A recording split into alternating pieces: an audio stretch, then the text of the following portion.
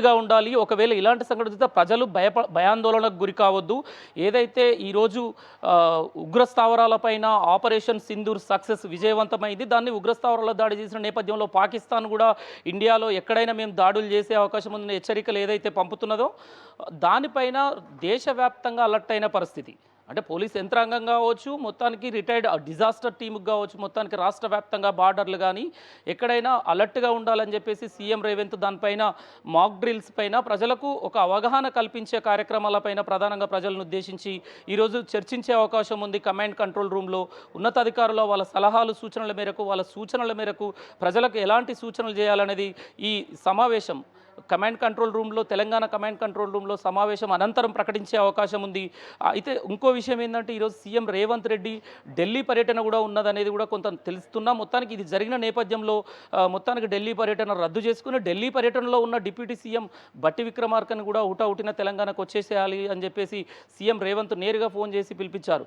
అంటే దీనిపైన ఉన్నతాధికారులు మంత్రులు ప్రత్యేకంగా సమావేశమై ఎలాంటి చర్యలు తీసుకోవాలి, ఎలా అలర్ట్గా ఉండాలి, ప్రజలు ఎలా అప్రమత్తంగా ఉండాలి అనేది మాత్రం ఖచ్చితంగా సూచనలు చేసే అవకాశం ఉంది. శేఖర్, అలాగే ప్రభుత్వం పరంగా ఏ చర్యలు తీసుకునే అవకాశం ఉంది అంటారు?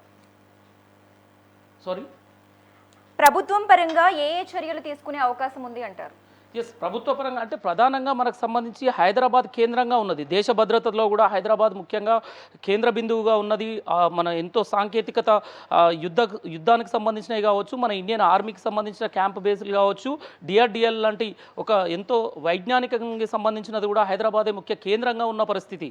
ఇలాంటి పరిస్థితుల్లో అధికారులు డీజీపీ వాళ్ళ సలహాల సూచనలకు వాళ్లకు అక్కడ ఎలాంటి రక్షణ ఏర్పాటు చేయాలి, ప్రజలకు ఎలాంటి రక్షణ ఏర్పాటు చేయాలి, ఎలా జరగరాని సంఘటనలు ఏమైనా జరిగినప్పుడు ప్రజలు భయాందోళనలకు గురి కాకుండా వాళ్ళని ఎలా అప్రమత్తం చేయాలి, ఎలాంటి సూచనలు చేయాలి అనేది ఈరోజు ఈవినింగ్ మాక్ డ్రిల్లో కూడా ఎక్స్ప్లెయిన్ చేసే అవకాశం ఉంది. స్వయంగా సీఎం రేవంత్ రెడ్డి కూడా ఆ మాక్ డ్రిల్ కార్యక్రమాల్లో కొన్ని ప్లేసుల్లో కంచన్బాగ్ డిఆర్డిఎల్ కంచన్బాగ్ హైదరాబాద్లో అక్కడ కొన్ని ప్రాంతాల్లో మాక్ డ్రిల్స్ రిటైర్డ్ ఆర్మీ పర్సన్స్ ద్వారా మాక్ డ్రిల్స్ నిర్వహించే అవకాశం ఉంది. ఈ మాక్ డ్రిల్స్ ఉద్దేశం ప్రధానంగా ప్రజల్ని అప్రమత్తం చేయడమే.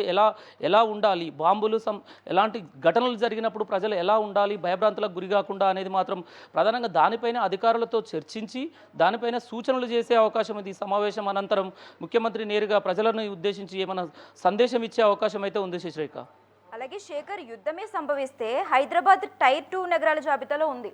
అయితే ఈ నేపథ్యంలో భద్రతా పరంగా ఎటువంటి చర్యలు తీసుకుంటారు? భద్రతా పరంగా ఇప్పటికే అంటే గతంలో మనకు ఓల్డ్ సిటీలో కావచ్చు, ఎక్కడైనా తెలంగాణ వ్యాప్తంగా కూడా గతంలో చూసుకున్నట్లయితే ఈ టెర్రరిస్టులు ఏదో రకంగా వివిధ రకాలుగా ఎంటర్ అయిన పరిస్థితి మనం గతంలో చూసుకున్నాము. ఇలాంటివి జరగకుండా ప్రతి ఒక్కరిని పోలీస్ బందోబస్తు ద్వారా క్షుణ్ణంగా పరిశీలించి ప్రతి ఒక్కరిని అంటే మన తెలంగాణ పోలీస్ టీజీ పోలీస్ ద్వారా ప్రతి ఒక్కరిని చెక్కింగ్లు పెట్టి పాయింట్లు పెట్టి డీజీపీతో సలహాలు సమావేశంలో ఆయన కొన్ని సూచనలు చేసే అవకాశం ఉంది. అనుమానాస్పద వ్యక్తులు ఎక్కడ ఉన్నా ఎలాంటివి ఉన్నా వెంటనే పోలీసులకు సమాచారం ఇవ్వాలి.